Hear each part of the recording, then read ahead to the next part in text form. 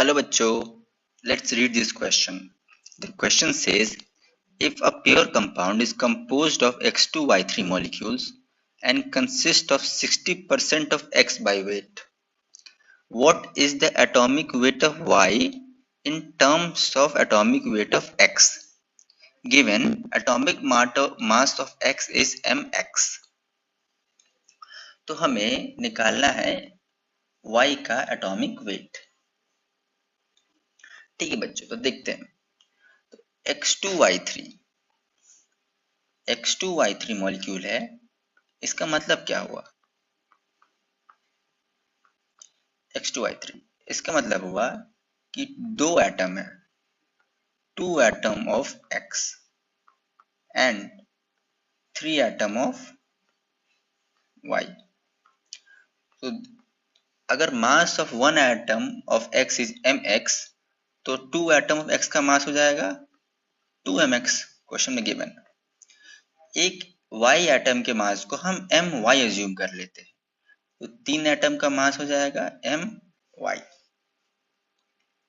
ठीक है बच्चों, तो टोटल मास कितना हो जाएगा X2Y3 मॉलिक्यूल का?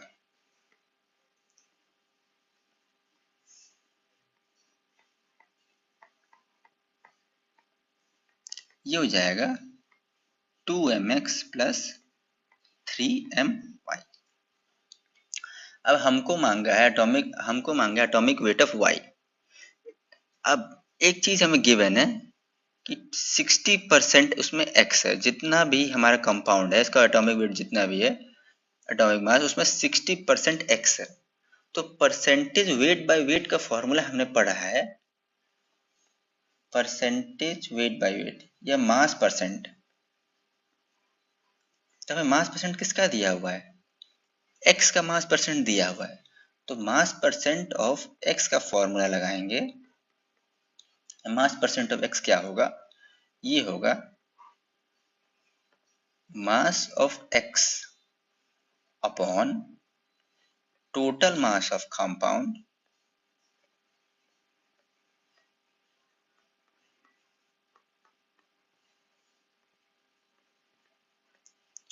इंटू 100। तो मास ऑफ x कितना निकाले हैं total? 2mx।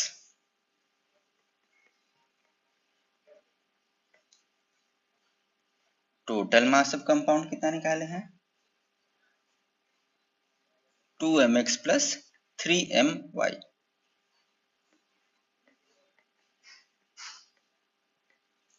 Percentage mass of x कितना दिया है? क्वेश्चन में गिवन है, ये है हमारा percentage mass of x 60% by weight. तो परसेंटेज को परसेंट में लिख देंगे, 60 इंटू 100। इसको सॉल्व करेंगे तो 60 upon 100 equal to 2mx upon 2mx plus 3my।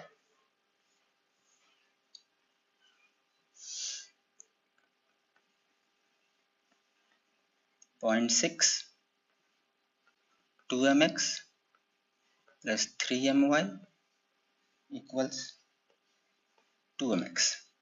अंदर मल्टीप्लाई करेंगे 1.2mx plus 1.2my 2mx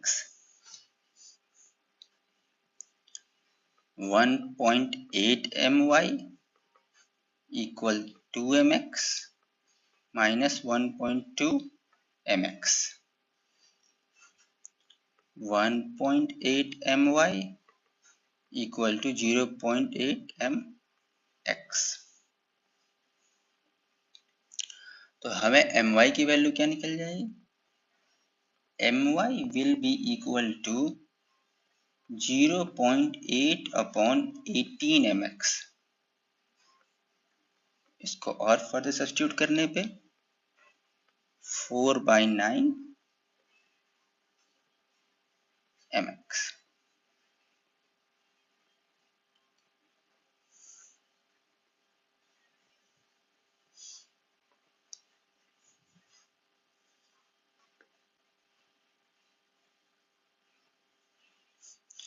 four by nine mx। तो बच्चों हमारा आंसर हो गया 4/9 mx यानी कि सेकेंड ऑप्शन। थैंक यू बच्चों।